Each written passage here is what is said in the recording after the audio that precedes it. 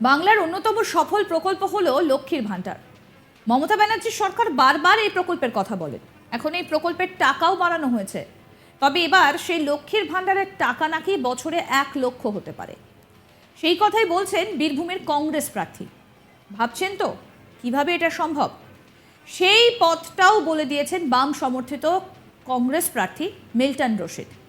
তিনি বলছেন যাতে 10,000 টাকা লক্ষ্মীর ভাণ্ডারে মায়েরা পান তার জন্য আন্দোলন শুরু করেছে বাম কংগ্রেস। আর এই কেন্দ্রে বাম কংগ্রেস আসন সমঝোতার পথেই হেঁটেছে।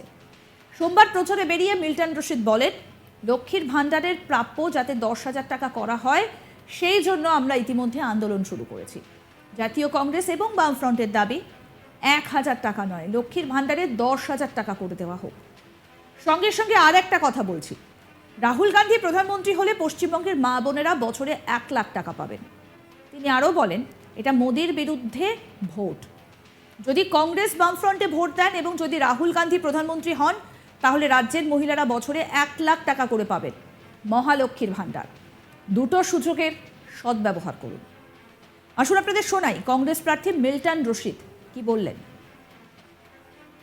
আপনারা লক্ষ্মীর ভাণ্ডার পাচ্ছেন, আপনাদের জন্য আমরা এই লক্ষ্মীর ভাণ্ডারকে যেন মাসে 10,000 টাকা করা হয় তার জন্য আন্দোলন শুরু করেছি অলরেডি। যে মমতা ব্যানার্জির সরকারকে আমাদের প্রত্যেক মা বোনকে লক্ষ্মীর ভাণ্ডারে 1,000 টাকা নয় 10,000 টাকা করে দেয়া হোক, এটা জাতীয় কংগ্রেস এবং বামফ্রন্টের ডিমান্ড। সঙ্গে সঙ্গে আর একটা কথা বলছি, লক্ষ্মীর ভাণ্ডার পাচ্ছেন আপনারা, অসুবিধা নাই, আমাদের মুখ্যমন্ত্রী বন্ধ করবে না।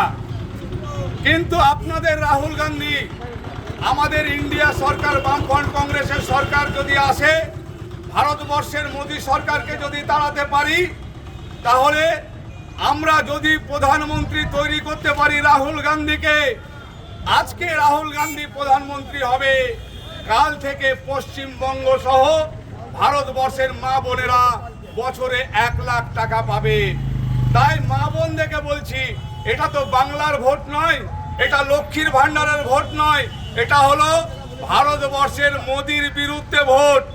এই মোদির বিরুদ্ধে যদি কংগ্রেস বামফ্রন্টকে ভোট দেন, আর যদি রাহুল গান্ধী প্রধানমন্ত্রী হয়, আপনারা যেমন মমতা ব্যানার্জির কাছ থেকে লক্ষ্মীর ভাণ্ডার 1,000 টাকা পাচ্ছেন, তেমন আবার রাহুল গান্ধীর কাছ থেকে বছরে 1 লাখ টাকা মহালক্ষ্মীর ভাণ্ডার পাবেন।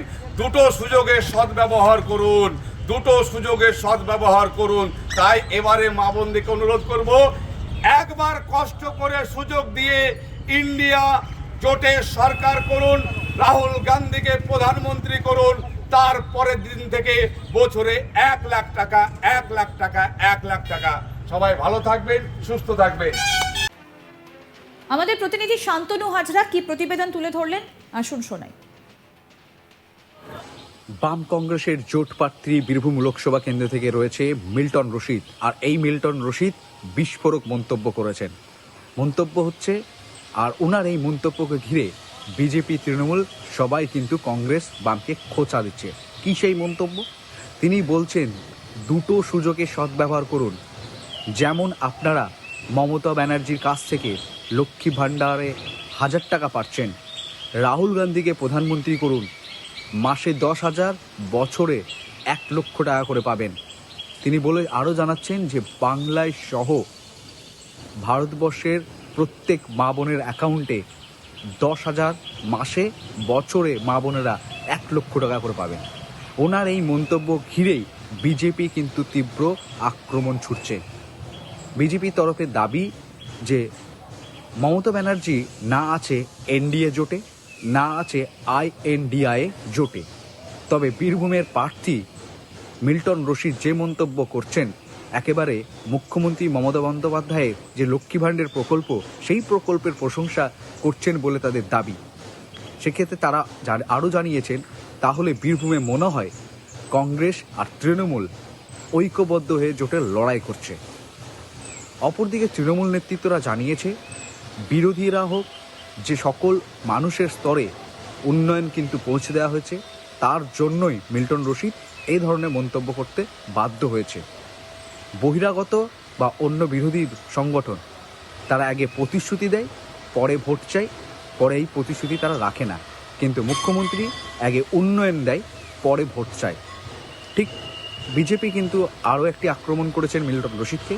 উনি বলেছেন, তারা বলছে যে ভারতে বর্ষে আবারও মোদী সরকার আসবে 400 পার করে, দিল্লির মসনদে প্রধানমন্ত্রী হবেন নরেন্দ্র মোদীজি। ঠিক রাহুল গান্ধী প্রধানমন্ত্রী হওয়াটা একটা দিবা স্বপ্ন। একই সঙ্গে তাদের কোথাও কংগ্রেসের তরফে বা INDI জোটে কোথাও বলা হয়নি যে রাহুল গান্ধী প্রধানমন্ত্রী হবে। তবে উনি কিভাবে এই মন্তব্য করছেন, এই নিয়েও কিন্তু রাজনৈতিক চাপানোতর তুঙ্গে বীরভূম লোকসভা কেন্দ্রে।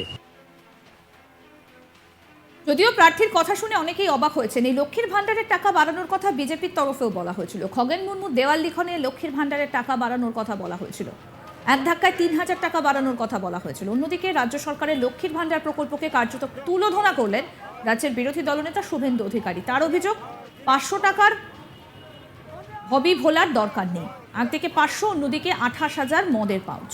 শুভেন্দু বলেন, মমতার সরকার আর কিছু করুক বা না করুক, মৌমাছির ছাতার মতো বাংলার চারিদিকে বেলাইসেন্সি এবং লাইসেন্সি মদের দোকান খুলে দিয়েছে। কামারপুকুরের চটি এলাকায় অন্তত 50টি এই ধরনের মদের দোকান খুলে দেওয়া হয়েছে বলেও দাবি করেন শুভেন্দু।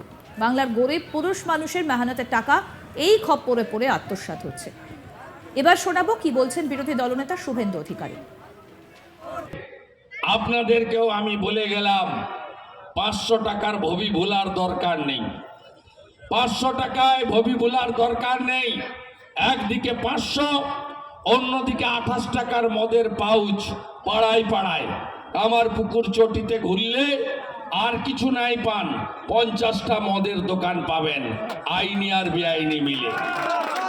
আর দিন আনতে দিন খাওয়া লোকেদের সর্বনাশ। ডিয়ার লটারি, ভাইপো লটারি, 300 টাকা রোজগার, 200 টাকা লটারির দোকানে। খালি হাতে বাড়িতে ফেরে মানুষ, পুরুষ মানুষ। তার যখন স্ত্রী জিজ্ঞেস করে, কি গো সবজি কোথায়, ভুসিমাল কোথায়, মাছ কোথায়, বলে না অপেক্ষা করো, এই যে দিয়ার লটারি কাটলাম না, এর 1 কোটি পাবো, একটু কষ্ট করো, 1 কোটি পেলে আমার আজের আর কষ্ট থাকবে না। শেষ করে দিল। কেউ পাবেন না 1 কোটি। কে পাবে? কেষ্ট মণ্ডল, তার মেয়ে সুকন্যা। কে পাবে? নলহাটির TMCর MLA। আরও আপডেট পেতে দেখতে থাকুন আজ তাক বাংলার ইউটিউব চ্যানেল, সাবস্ক্রাইব করুন।